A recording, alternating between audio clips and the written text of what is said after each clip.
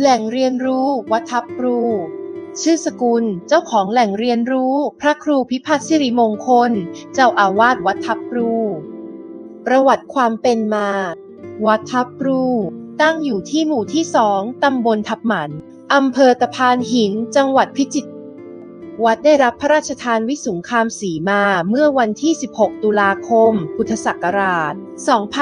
2528เขตวิสุงคามสีมากว้าง24เมตรยาว40มตรปูชนียวัตถุที่สำคัญของวัดคือ